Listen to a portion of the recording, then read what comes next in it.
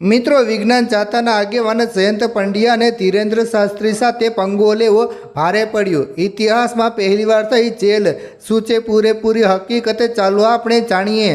મિત્રો, રાજકોટમાં બાગેશ્વર ધામના ધીરેન્દ્ર શાસ્ત્રીના દિવ્ય દરબારનું આયોજન થઈ રહ્યું છે, પરંતુ આ વચ્ચે ગુજરાતમાં એક મોટો વિવાદ શરૂ થઈ ગયો છે। અંધશ્રદ્ધા સામે લડતી સંસ્થા વિજ્ઞાન જાતાએ બાબાને ખુલ્લો પડકાર ફેંક્યો છે, અને એ પણ 1 કરોડ રૂપિયાની શરત સાથે।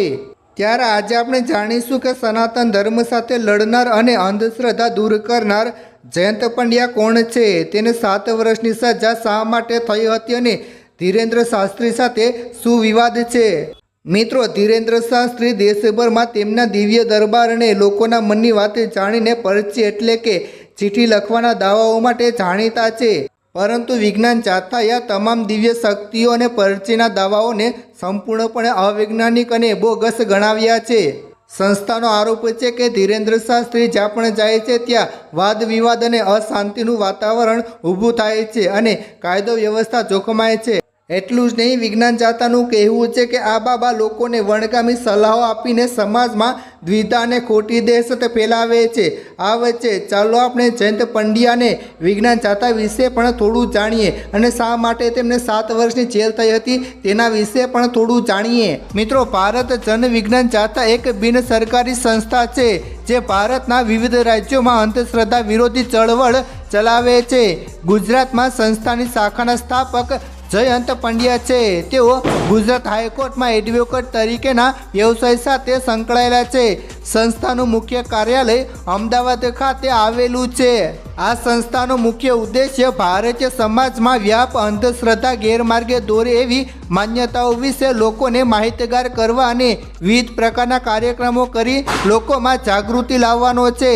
સમાજના ભોળા અને અજ્ઞાની લોકોને ગેરમાર્ગે દોરીને અંધશ્રદ્ધા ફેલાવતા પાખંડી લોકોને ખુલ્લા પાડવા માટેના ઉદ્દેશ્ય સાથે આ સંસ્થા કાર્યરત છે। મિત્રો, તમને જણાવી દઈએ કે ભારત જન વિજ્ઞાન જાતા એક રજિસ્ટર NGO છે। 1987, 90 અને 92ના સમયમાં ભારત સરકાર દ્વારા વિજ્ઞાન જાતાના નામ હેઠળ જાગૃત અભિયાન ચલાવવામાં આવ્યું હતું। વિજ્ઞાન જાતાના હાલના ચેરમેન જયંત પંડ્યા જણાવે છે કે હું કોર્પોરેશન સંચાલિત શાળામાં આચાર્યની ફરજ બજાવતો હતો, ત્યારે 1992-93ની સાલમાં કલેક્ટરની પરમિશન લઈ આ કામમાં જોડાયો હતો। LLB સુધી અભ્યાસ કરેલા જયંત પંડ્યા એડવોકેટ છે। પત્ની હંસાબેન અને દીકરો આકાશ પણ એડવોકેટ છે।